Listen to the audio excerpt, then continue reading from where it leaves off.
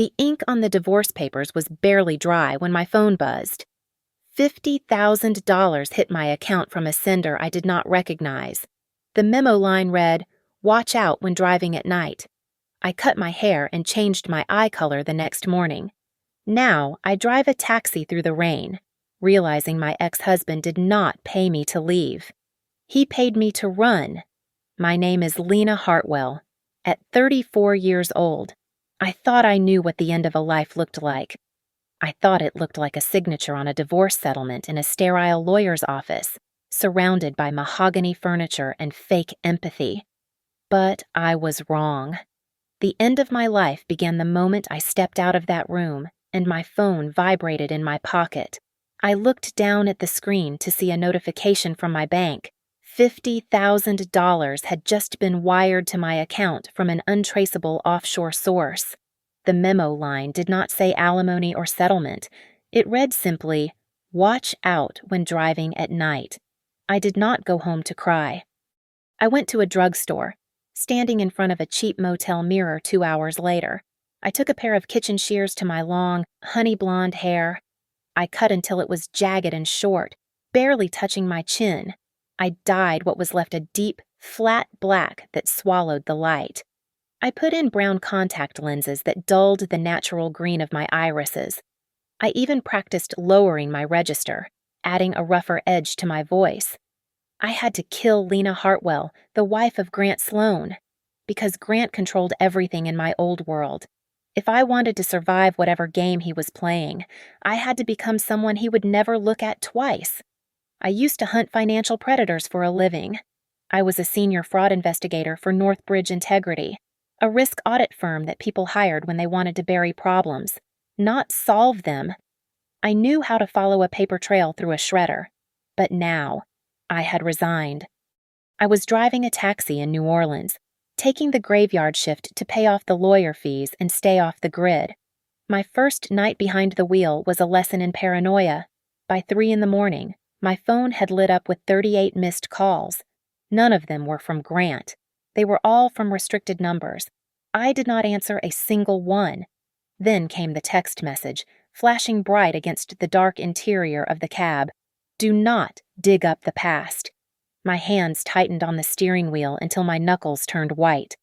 I thought back to the moment I signed the papers earlier that day. Grant had not looked at the document. He had looked right at me, his eyes hollow and terrified, completely unlike the arrogant man I thought I was divorcing. "You just need to trust me," he had said, his voice dropping so low the lawyers could not hear. "Just trust me until it is too late." I slammed on the brakes as a red light washed over the hood of the taxi. Was that a threat, or was it a warning I pulled into the taxi depot to grab a coffee from the vending machine? The air was thick with humidity and the smell of diesel. An old driver named Earl was leaning against his car, smoking a cigarette that looked like it was mostly ash. He watched me checking my mirrors for the 10th time. "You are looking for the wrong things. Girl," Earl said, exhaling a cloud of smoke. "In this city, secrets do not live in the bars. They live in the warehouses." He nodded toward the industrial district near the port, where the shadows seemed to stretch longer than anywhere else. I shivered. I was trained to analyze data, not decrypt cryptic warnings from old men or ex-husband. I told myself to stick to the protocol I used at Northbridge Integrity. Do not speculate. Collect facts. Verify data. Do not let emotion drive the car. But my heart was hammering against my ribs like a trapped bird. I reached into my bag and pulled out a small, high-fidelity digital recorder. I had bought it with cash at a pawn shop. I taped it securely inside the hollow space of the glove compartment, testing the sensitivity, just for self-defense. I whispered to the empty car. I was about to pull back onto the street when my phone chimed with an email notification. It was from an anonymous sender. My finger hovered over the screen before I tapped it open. It was a photograph, grainy and taken from a distance. It showed Grant stepping out of a motel room on the outskirts of the city. He looked disheveled, nervous, but it was the person walking out behind him that made my blood run cold. The figure was blocked out by a crude, digital black jagged line. Someone wanted me to know he was not alone, but they were terrified of me seeing who was with him. I stared at the black void on the screen, and I knew one thing for certain. My marriage had not ended because of a simple affair. It had ended because Grant Sloan had stumbled into something that required a human sacrifice, and he was trying to make sure it wasn't me. I parked my taxi under the flickering neon sign of a 24-hour diner and pulled out my notebook. I needed to reconstruct the timeline of the divorce because the chaos in my head was deafening. I traced the dates with a ballpoint pen. The whispers about Grant having an affair had started exactly 2 weeks before he slammed the papers on the kitchen table and demanded a quick signature. Grant was a man of calculated risks. He never did anything on impulse. The timing was too precise to be a coincidence. It felt engineered. Earlier that evening, I had idled near the loading dock of my old firm, Northbridge Integrity. I kept my hat pulled low and my window cracked just an inch. I saw a former colleague of mine, a nervous junior auditor, pacing while on the phone. He was speaking too loudly, his voice echoing off the concrete walls. He mentioned a failed risk assessment project linked to the Bayline Maritime Group. I wrote the name down. Bayline was a massive logistics conglomerate. If Northbridge had botched an audit for them, it was the kind of mistake that cost millions of dollars and ended careers. I needed to know if the affair was the distraction or the cause. I drove to a grimy coffee shop near the port, a place where dock workers and mid-level managers mixed. I sat in a booth with my back to the door, nursing a black coffee. 2 men in windbreakers sat at the table behind me. I recognized them from my days investigating corporate fraud. Cole and Jax. They were the type of men who traded information like currency, but they were usually more subtle. Tonight, they were broadcasting. I am telling you, Grant is losing his mind over her, Cole said, his voice carrying clearly over the hum of the espresso machine. He is meeting her at the Crescent Key Motor Lodge this Saturday night, room 204. Can you believe it? Jax laughed. A sharp, barking sound. The Crescent Key. That is a dump. Why would a guy like Sloan take a high-class PR girl there? Maybe he likes the filth, Cole replied with a sneer. Or maybe he just wants to hide Mara where no one looks. I froze. They had dropped a name. Mara.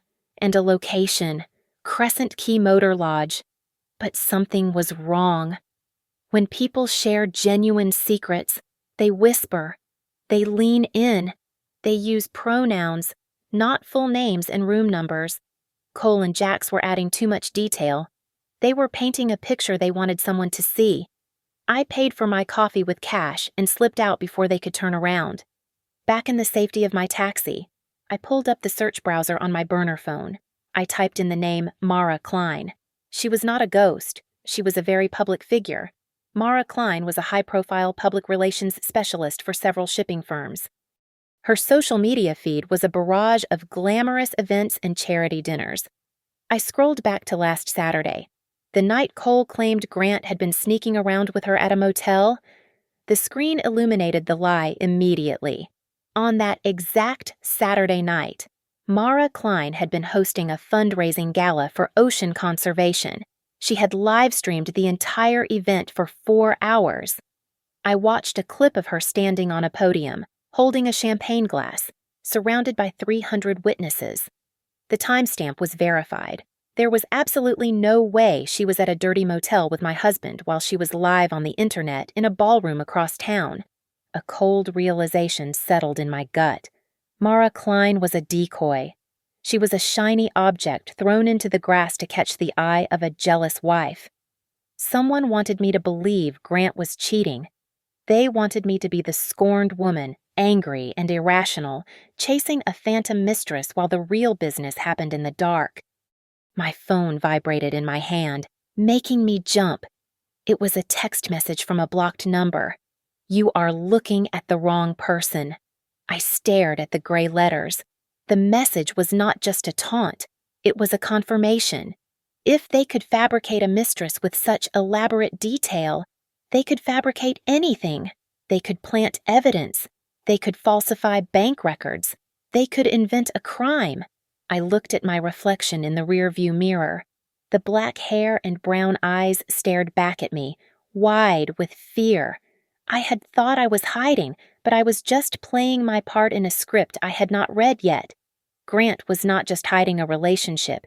He was hiding a conspiracy, and by chasing the affair, I was walking straight into the crosshairs of something much deadlier than heartbreak. If I stayed visible, the next thing they would manufacture would not be a rumor. It would be my prison sentence. I sat at the small, wobbly table in my new studio apartment, treating the surface like a crime scene desk. I drew a sharp vertical line down the center of my notebook page. On the left side, I wrote the smokescreen. That represented Mara Klein, the rumors, and the staged infidelity. On the right side, I wrote the reality. That was where Grant actually went during those nights he claimed to be working late. As a fraud investigator, I knew that to find the truth, I had to solve both equations simultaneously. If I focused only on the lie my husband wanted me to see, the truth hiding behind it would destroy me.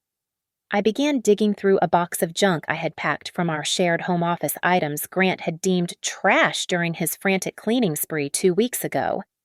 Deep inside a coffee mug filled with old receipts and paper clips, I found something that made my pulse jump. It was a plastic ID badge for the Bayline Maritime Group. It was not just discarded, it had been snapped cleanly in half. The edges were sharp and jagged. Someone had not just revoked his access, they had forced him to physically destroy the key. It looked less like a resignation and more like a violent severance. I needed eyes on the ground, but I could not risk being seen. I called Tessa, an old friend who ran an auto repair shop in the 9th Ward. She owed me a favor from a tax audit I had helped her navigate 3 years ago. I asked her to access the city traffic camera logs, a gray area of legality that she operated in frequently. "Lena," Tessa said, her voice sounding tinny through the burner phone speaker. "I checked the plates like you asked. His car pings the cameras in the Bywater district 3 times a week, always after 11 at night. But then the signal just dies near the wharf. It is like he drives off the edge of the earth, or someone is jamming the signal." "Thank you, Tessa," I said, keeping my voice steady despite the adrenaline spiking in my veins. "Delete the search history." The signal dying near the port meant a private garage or a shielded facility. I could not tail him in my own vehicle.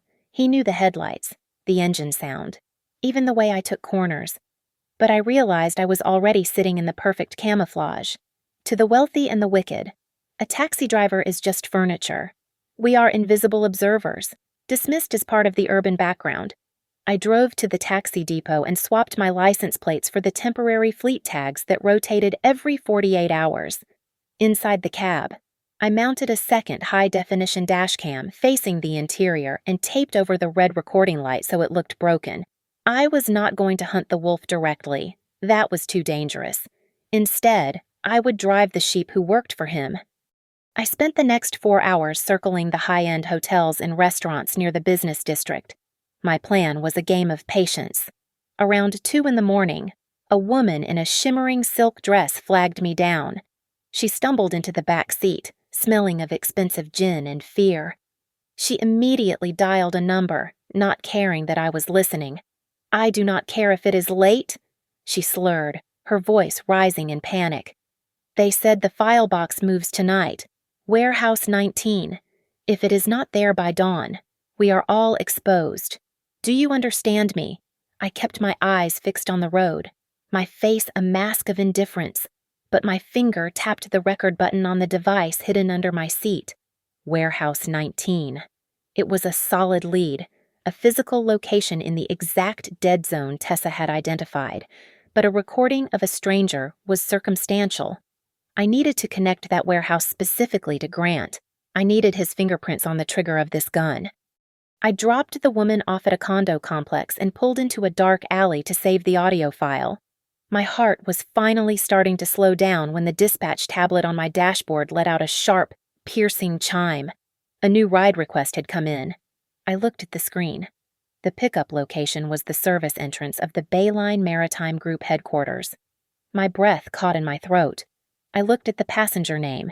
It was just two initials, G.S. Grant Sloan. I stared at the tablet, my hand hovering over the accept button. The universe was not just giving me a clue. It was inviting me into the lion's den. I accepted the ride. I pulled up to the service entrance of the Bayline Maritime Group, my headlights cutting through the heavy mist. I expected to see Grant. My stomach was twisted in knots, prepared for a confrontation I had rehearsed 1,000 times in the shower. But Grant was not there. Instead, two men in sharp charcoal suits were waiting under the overhang. They checked the license plate of my taxi and opened the back door without hesitation. Grant had booked the ride, but he was not the passenger. He was the logistics. Airport, private terminal, one of them said. He did not look at me. To men like this, a driver was just a piece of machinery that breathed. I nodded and merged into traffic. I adjusted the rearview mirror just enough to see their faces. They looked like corporate sharks, clean-shaven, tired, and smelling of expensive scotch and anxiety. They immediately began speaking, their voices low but clear in the quiet cabin of the car. They had no idea that the woman driving them was the very loose end they were discussing. Did he sign the final addendum, the man on the left asked? He was older, with silver hair and a voice like gravel. He is stalling, the younger man replied, checking his watch. He is getting cold feet about the liability. If he hesitates again, remind him of the family clause. The older man said. I felt a chill run down my spine that had nothing to do with the air conditioning. In legal terms, a family clause usually protected children or inheritance, but we had no children. The family in that contract was me. They were not threatening to hurt a non-existent child. They were threatening to dismantle my existence. They meant my assets, my professional license, my credit score, and perhaps even my freedom. They were holding a loaded gun to my life to keep Grant in line. Do not worry, the younger man said, tapping on his phone. Mrs. Whitmore has his leash. She wants everything silent until the port deal closes. No press, no audits. My hands gripped the steering wheel so hard the leather groaned. Mrs. Whitmore. The name landed heavy in the air. Celeste Whitmore was a pillar of the community, a philanthropist. Hearing her name in this car felt like finding a snake in a flower bed. The divorce is the only reason this works, the older man continued, looking out the window at the passing streetlights. The more the ex-wife believes it is a tawdry affair, the better. Jealousy is a great blinder. If she thinks he is just a cheater, she stops looking for the money. I almost slammed on the brakes. The car swerved slightly, just a fraction of an inch, before I corrected it. My lungs felt like they had collapsed. The affair was a lie. The cruelty, the coldness, the rush to sign the papers, it was all a performance. Grant had not betrayed me to be with someone else. He had betrayed me to keep me away from this. And if she wakes up, the younger man asked. Lena Hartwell was a fraud investigator. She is not stupid. If Lena Hartwell decides to return to her old profession, the older man said, his voice dropping to a sinister whisper, we activate the lantern drive. We go to Plan B. We bury her under so much manufactured debt and legal trouble she will never breathe fresh air again. I needed more. I needed to keep them talking. I saw the exit for the airport approaching, but I deliberately stayed in the middle lane. Sorry, folks, I said, my voice roughened by the modulator and my own suppressed rage. Construction on the main ramp. I have to take the scenic route. It will only add 5 minutes. Just get us there, the older man snapped. He pulled out his phone and dialed a number. I recognized the faint, electronic ringtone from the speaker. It was Grant's private line. Grant. Listen to me, the man said into the phone. Stop asking questions about the cargo manifest. You are not paid to think. You are paid to sign. Do not be a hero. Grant. You are just a placeholder. You are the name that goes on the indictment if this goes south. Do you understand? He hung up and tossed the phone onto the seat next to him. I stared straight ahead, watching the road blur. The truth was not a relief. It was a horror show. Grant was not the villain of my story. He was the fall guy. He had blown up our marriage not to discard me, but to push me out of the blast zone. Or perhaps, as the man said, to make me a stationary target if things went wrong. I dropped them off at the private terminal. As they walked away, disappearing into the brightly lit hangar, I sat in the idling car and let out a breath I had been holding for 20 minutes. The recording light on my dash cam blinked silently. I wasn't just a scorned ex-wife anymore. I was the only witness to a crime that was designed to erase us both. I replayed the audio file from the taxi ride until the name burned into my mind. Mrs. Whitmore. In the tight circles of New Orleans power, that name only meant one person, Celeste Whitmore. She was the golden goose of the charity circuit, a woman who sat on more boards than I had pairs of shoes. I closed my eyes, and the memory hit me like a physical blow. It was the winter gala last year. Grant had introduced us. Celeste had held my hand just a fraction too long, her skin dry and cool like expensive parchment. Your husband tells me you are an auditor. Lena, she had said, her eyes glittering under the chandelier light. He says you have eyes that see risk before it happens. That is a rare gift. Back then, I thought it was a compliment. Now, sitting in the dark of my studio apartment, I realized it was a threat assessment. She had not been admiring me. She had been calculating how much trouble I would be to Barry. I turned back to my laptop. The men in the taxi had mentioned lantern. I cross-referenced it with Celeste's recent public filings, digging through layers of shell corporations. It was not a bar or a club. It was Cypress Lantern, a massive, partially classified port expansion project. Grant was not having an affair. He was caught in the gears of a municipal conspiracy involving hundreds of millions of dollars. Saturday night arrived. I drove to the Crescent Key Motor Lodge 3 hours early. I did not go as a driver. I went as a customer. I paid cash for room 203, the room directly adjacent to the one Cole and Jax had mentioned. The walls in these roadside dumps were paper-thin, made of cheap drywall that carried secrets better than a fiber-optic cable. I set up a high-gain contact microphone against the shared wall and plugged it into my digital recorder. To ensure the meeting happened without interruption, I threw a distraction into the water. I used a burner account to tip off a local gossip blog that Mara Klein was spotted at a bistro downtown.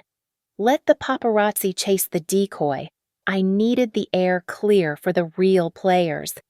At 8 o'clock, a sedan pulled into the lot. Grant stepped out. He did not look like a man meeting a lover. He looked like a man walking to the electric chair. His shoulders were hunched, his hands shoved deep into his pockets, his head down. He checked the perimeter twice before unlocking the door to room 204. He was terrified. 10 minutes later, a black luxury SUV rolled into the shadows at the far end of the lot. A woman stepped out. She was wearing a trench coat that cost more than the entire motel, her heels clicking softly on the cracked asphalt. It was not Mara Klein. It was Celeste Whitmore. She entered room 204 without knocking. I pressed my headphones tight against my ears, adjusting the gain on the microphone. The sound was crystal clear. Sit down. Grant. Celeste's voice came through the wall, calm and imperious. I did what you asked. Grant's voice was shaking. I signed the divorce papers. She thinks I am scum. She hates me. Isn't that enough? You think a divorce is enough? Celeste let out a low, humorless laugh. You are naive. You still owe me the second signature on the cargo transfer authorization. I heard the rustle of stiff paper. I can't sign that. Grant stammered. If I sign that, I am authorizing the movement of undocumented freight. If the feds look at it—" "The feds are looking at the decoy company we set up for you," Celeste interrupted, her tone hardening. "You are the shield, Grant. That is your function. I want out," Grant said, his voice cracking. "I want to tell Lena the truth. She can help me fix this." There was a long silence. Then Celeste spoke, her voice dropping to a register that made the hair on my arms stand up. "You will not speak to her. You are the key holder. Grant, but do not forget what the key opens." "She is out of this," Grant shouted, a sudden burst of desperation. "She is gone." "She is not gone," Celeste replied smoothly. "She is our insurance. As long as you sign where I point, she stays a bitter divorced woman driving a taxi. But if you refuse, we release the evidence that frames her as the mastermind behind the Northbridge failure. She is the collateral that keeps you honest." I stopped breathing. The digital counter on the recorder ticked upward silently.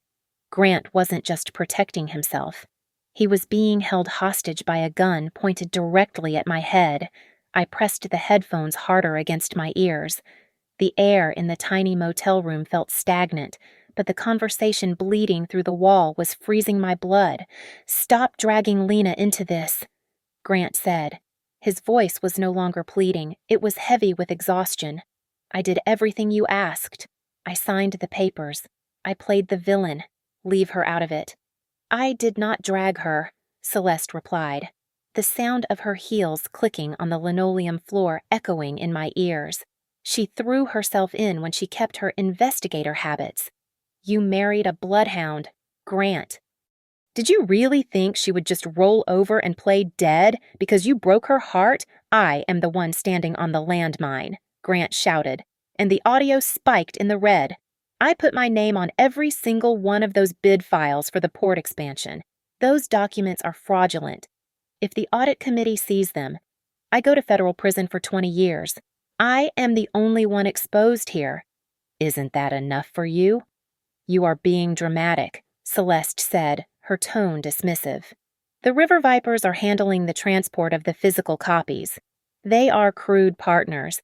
Yes, and I despise dealing with criminals who smell like bilge water. But they are efficient. Once the files are in the incinerator at the new facility, your liability vanishes." I froze. River Vipers. That was not a corporate entity. That was a street name, a violent network of smugglers operating out of the darker canals of the city.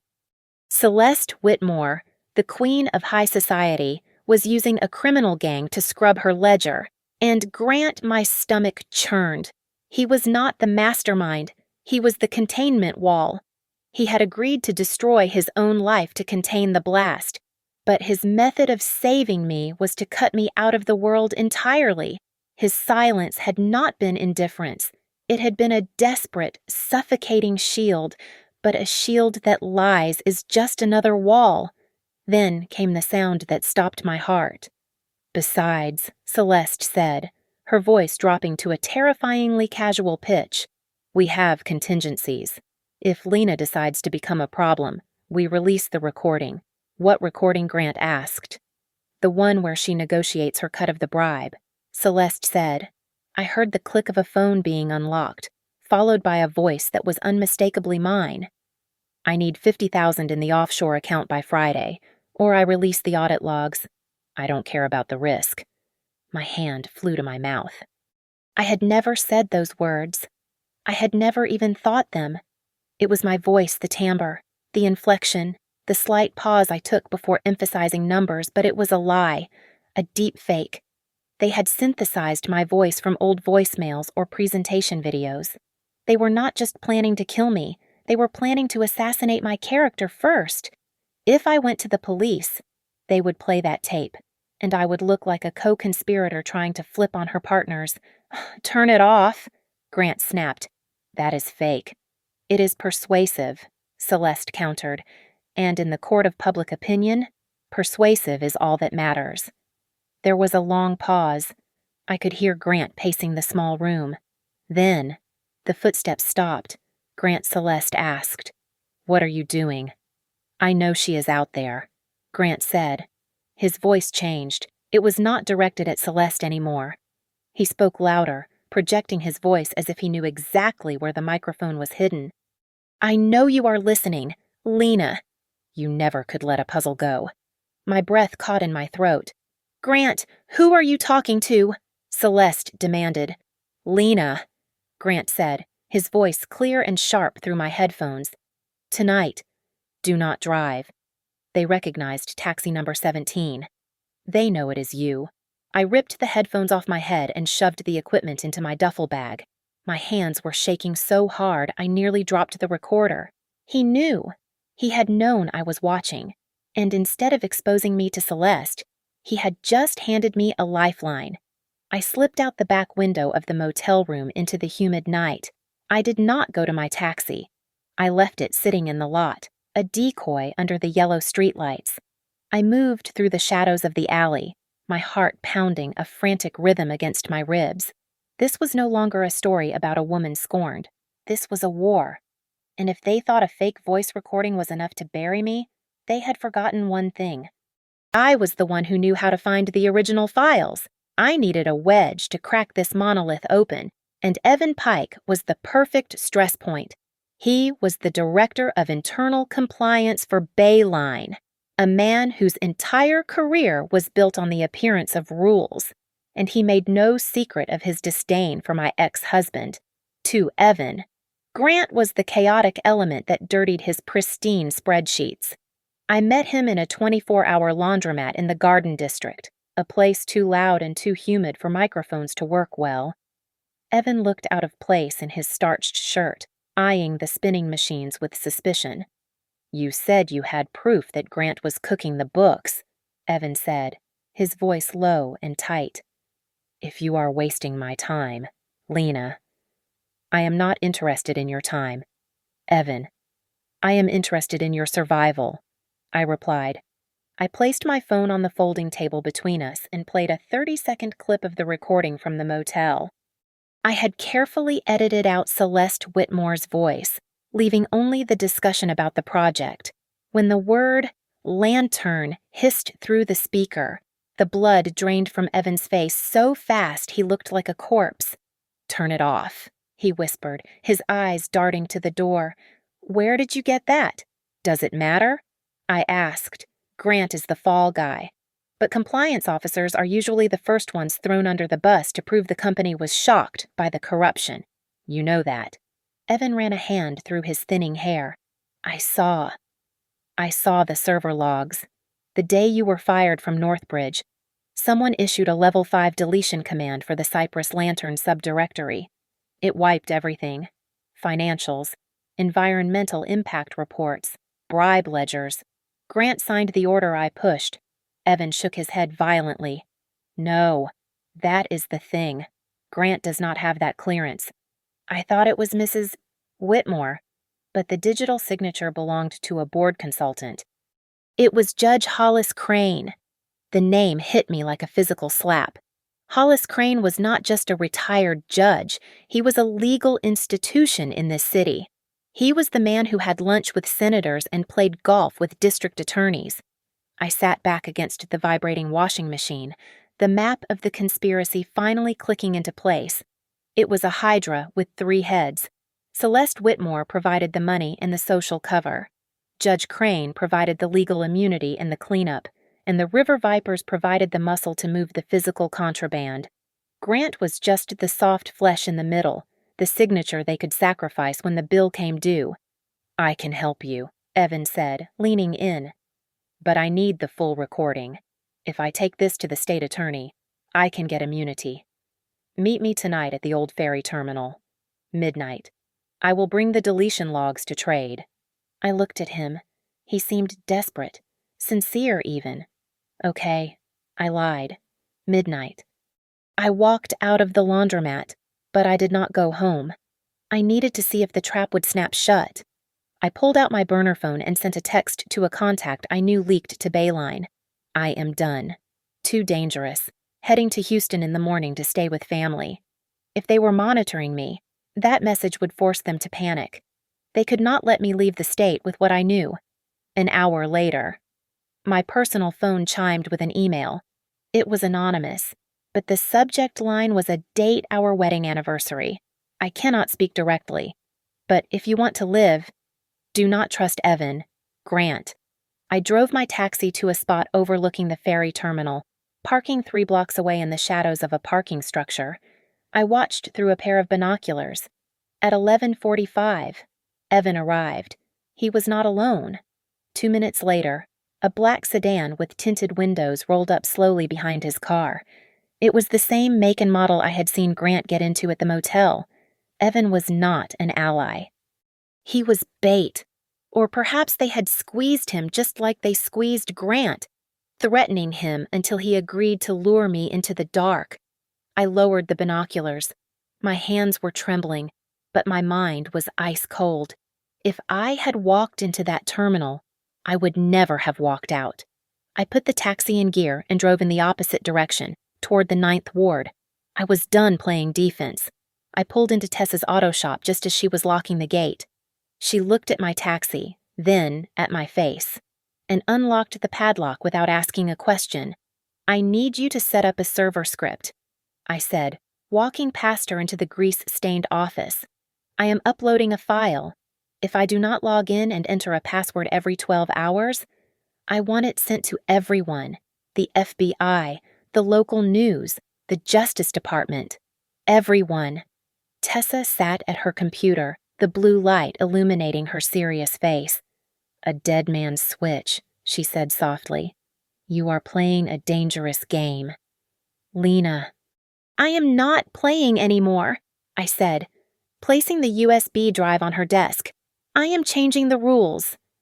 The glow of my dispatch tablet flickered, not with a new ride request, but with a system alert that made my stomach drop. Remote login detected IP address unknown. Someone had breached the taxi company's server. They were not just following my car, they were tracking my digital footprint. They knew exactly where I was, where I had been, and who I was scheduled to pick up next. I gripped the steering wheel, my knuckles turning white. I could not go home, and I could not stay static. I turned the wheel hard to the right, plunging the cab into the labyrinth of the French Quarter. I treated the city like a chessboard. I drove against the flow of tourist traffic, cut through narrow alleys where the side mirrors barely cleared the brick walls, and finally pulled into a bright, open spot directly beneath a bank's security camera. I left the engine running. If they were watching the GPS, I wanted them to think I was erratic, panicked, and lost. I waited for 10 minutes until the tracking lag would give me a head start. Then I switched the transponder off and drove purely on instinct to the edge of the warehouse district. A man flagged me down on a desolate corner. He wore a heavy jacket despite the humid heat, and he had the restless energy of someone who worked with his hands but got paid for his silence. I recognized the tattoo on his neck as he slid into the back seat, a stylized viper coiling around an anchor. He was one of them, a river viper. He did not look at me. To him, I was just part of the upholstery. He pulled out a burner phone and dialed, his voice harsh and loud in the quiet cab. "Yeah. I am en route," he said. "Don't worry about the perimeter. Mrs. Whitmore and Judge Crane are meeting at Warehouse 19, 10 past 2 in the morning. They want to see the incinerator run before they sign off." I kept my eyes forward, breathing shallowly to keep my chest from heaving. 10 past 2. Warehouse 19. This was not a rumor anymore. It was an appointment. "Grant." The man scoffed into the phone. "Grant is just a name to blow up. Man, he is the fuse. We burn him. We walk away." "No, the problem isn't him. It is the ex-wife. She is the one they are scared of. She knows how to prove the math doesn't add up." He laughed, a cruel, grating sound. I drove him 3 more blocks and dropped him off near a dive bar. He threw a wad of crumpled bills onto the front seat and vanished into the night. I waited until he was gone before I turned on the interior light. He had been careless. Wedged between the seat cushions, where his wallet must have snagged, was a white plastic key card. I picked it up. It was not a generic security pass. It bore a digital signature I had seen 1,000 times before. The logo was embossed in blue and gray Northbridge integrity. The world tilted on its axis. My former employer, the firm that prided itself on rooting out fraud, was the very machine being used to validate it. They were not just auditing the dirty files, they were authenticating them. That was why I had been fired. It was not because I had missed something. It was because I would have refused to certify a lie. Grant had not just been hiding money, he had been funneling it through the one place I trusted to be clean. My phone buzzed with a violence that made me jump. A text message appeared on the screen, the letters stark against the black background. You are going the right way. And the right way dies fast. I looked at the message, then at the Northbridge keycard in my hand. Fear was still there, cold and heavy in my gut, but it was being overtaken by a searing clarity. They had taken my marriage. They had taken my career. They had taken my name. And they had done it all using the tools I had spent my life mastering. I checked the dashboard clock. It was 1 o'clock in the morning. I had just over an hour to get to Warehouse 19. I started the engine. I was not going to go alone, and I was certainly not going to leave a clean trail. If they wanted to burn everything down, I was going to make sure I was the one holding the match. I parked the taxi 2 blocks away in the shadow of a rusted shipping container. I moved toward Warehouse 19 on foot, keeping low against the wet pavement. I did not carry a weapon. My gun was a long-range telephoto lens and a directional microphone. I was not here to start a fight. I was here to capture the faces of the people destroying my life and then vanish before they knew I existed. I found a vantage point behind a stack of wooden pallets near a side window. Through the grime-streaked glass, I saw the stage set for a corporate execution. Grant was standing in the center of the concrete floor. He was not bound or bruised, but the way he held his shoulders told me he was a prisoner. He looked like a man who had been running for miles and had finally hit a wall he could not climb. Then the heavy metal doors rolled open. Celeste Whitmore walked in, flanked by Judge Hollis Crane. It was a terrifying tableau. Money and law, walking in lockstep. Behind them trailed Evan Pike. He looked pale and sweaty, clutching a briefcase to his chest like a shield. I realized then that Evan was not the villain I had thought he was. He was just another cog in their machine, a man terrified of being crushed, likely being blackmailed by Crane into compliance. "We are done with delays," Judge Crane said, his voice booming in the empty space. He placed a laptop on a rusted oil drum. "If the audit committee is sniffing around Northbridge, we need to sever the link tonight." "We activate Plan B?" Crane tapped a key on the laptop. A voice filled the warehouse. My voice? "Transfer the $200,000 to the Cayman account. I will sign off on the risk assessment. Just make sure the paper trail is clean." I froze. It was a digital fabrication, a deepfake so perfect it sickened me. They were going to release this to the press. They were going to paint me as the corrupt auditor who took bribes to hide the port expansion risks. I could not stay in the shadows. If that recording went public, no amount of evidence I found later would matter. The narrative would be set. I took a breath, pushed open the side door, and stepped into the harsh fluorescent light. "The vocal pitch is off on the vowels," I said, my voice cutting through the hum of the ventilation fans, and the background noise loops every 4 seconds. "It is lazy work. Judge." The room went silent. Grant spun around, his eyes wide with horror. "Lena," he breathed out, "get out of here. Run." "I am done running." "Grant," I said, walking steadily toward them, holding up my phone. "I have the original metadata for that voice clip. It was synthesized on a server registered to your law firm. Judge Crane, at 3 o'clock yesterday afternoon. I also have a recording from my taxi tonight where your associates admitted to the setup." Celeste Whitmore did not look frightened. She looked annoyed, like I was a stain on her silk blouse. She stepped forward, her expression freezing cold. You think you win because you have the truth, Celeste asked, tilting her head. You poor, naive girl. The truth only matters when someone gives it a microphone, and we own the speakers. Why, I asked, looking directly at Grant. Why did you let them do this? Grant looked at me, and for the first time in months, I saw the man I had married. His face crumpled with a mixture of shame and agony. I didn't want to. Grant choked out. They made me choose. Lena, it was either lose you or lose everything. If I didn't cooperate, they were going to kill you. I thought if I made you hate me, if I pushed you away, you would be safe. You chose wrong, I said softly. It does not matter what he chose. Judge Crane interrupted, a cruel smile spreading across his face. Because he is not the one liable for the port deal anymore. He turned the laptop screen toward me. We needed a scapegoat who could not testify, Crane said. Someone with a motive. Someone desperate. I looked at the screen. It was a digital contract for the purchase of the bankrupt Port Authority assets. It was a deal worth millions of dollars in debt and environmental liabilities. And at the bottom of the document, the owner of the purchasing shell company was listed in bold, black letters. Lena Hartwell. Congratulations. Ms.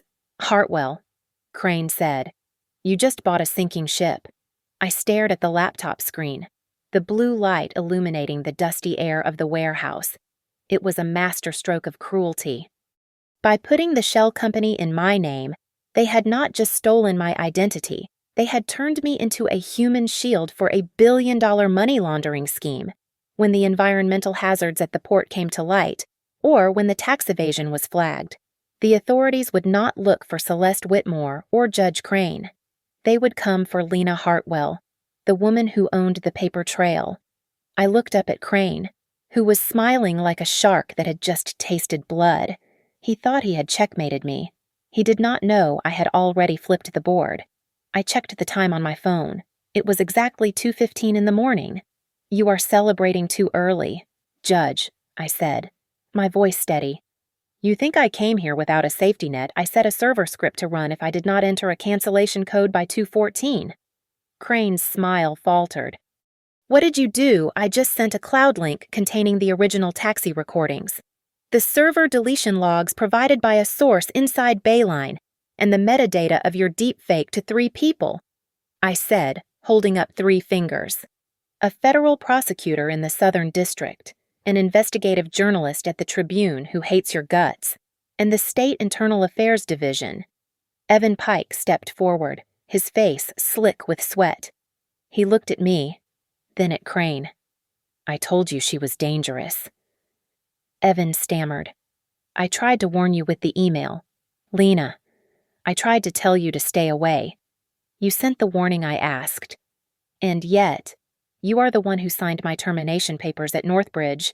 Crane made me, Evan shouted, his voice cracking. He had my personnel file. He threatened to ruin me. Shut up, you idiot, Crane roared. He turned to Grant. This changes nothing. Grant is the one who managed the operations. We will testify that he went rogue. Celeste and I are just silent investors. Investors? I laughed, a sharp sound that echoed off the steel beams. I pulled my phone back out and hit play on the audio file I had recorded just hours ago in my cab. Celeste's voice filled the warehouse, clear and undeniable. Grant is just a name to blow up. He is the fuse. We burn him. We walk away. Mrs. Whitmore wants to see the incinerator run before she signs off. Celeste's face went pale. The composure of the high society queen cracked, revealing the terrified criminal underneath. She looked at the River Viper thugs standing by the door, but they were already backing away. They knew the sound of a sinking ship. Grant reached into his jacket pocket. Crane flinched, expecting a weapon, but Grant only pulled out a folded sheaf of papers. I am not the fuse, Grant said, his voice stronger than I had heard it in years. I am the witness. He took a pen and signed the bottom of the document against the rusted oil drum. This is a full affidavit, Grant said. looking at Crane. It details every meeting, every bribe, and every threat. I arranged a deal with the federal attorney yesterday. I give them you two, and I get protective custody. Sirens began to wail in the distance, growing louder with every second. The data packet had done its job. The authorities were not coming because of a 911 call. They were coming because the evidence of a massive federal crime had just landed in their inboxes. Celeste rushed toward me, desperation clawing at her eyes. "Lena, wait," she pleaded, reaching for my arm. "We can fix this. I have money, real money. I can get you reinstated. I can give you your life back. You can be Lena Hartwell again." I pulled my arm away as if she were contagious. "I have already changed my face," I said coldly. "Now I am changing my life." I held up the final piece of evidence, a printout of the deepfake metadata showing it originated from Crane's personal laptop. The warehouse doors burst open. Blue and red lights flooded the space. Agents in windbreakers swarmed the room, guns drawn. I watched as they handcuffed Judge Crane, who was screaming legal obscenities. I watched them escort Celeste Whitmore out, her head bowed, shielding her face from a camera that wasn't there yet. Evan Pike was weeping as they read him his rights. When the dust settled, Grant and I stood alone near the exit. An officer was waiting to take him into custody for his own protection. Grant looked at me, a flicker of hope in his eyes. "Lena," he said softly, "we beat them. Maybe when this is over, we can start fresh. I did it for you." I looked at him. I saw the man I had loved, but I also saw the man who had decided that lying to me was better than trusting me. He had made me a victim to save me, and I could never forgive the disrespect of that choice. I reached into my pocket and pulled out the simple gold wedding band I had kept hidden for weeks. I took his hand and placed the ring in his palm. "You didn't do it for me, Grant," I said. "You did it to clear your conscience. Goodbye." I turned and walked out of the warehouse. The sky was turning a bruised purple with the coming dawn. I climbed into the front seat of my taxi and started the engine. I was not Lena Hartwell, the victim. I was not the auditor. I was just a driver with a full tank of gas and an open road. I put the car in gear and drove toward the sunrise. Finally, truly free. Thank you so much for listening to this story. I hope you enjoyed this journey of justice and reinvention. Please comment below and let me know where you are listening from. I would love to hear your thoughts on Lena's decision at the end. Don't forget to subscribe to the Mia Revenge Stories channel, like this video, and smash that hype button so we can share more stories like this with the world. See you in the next video.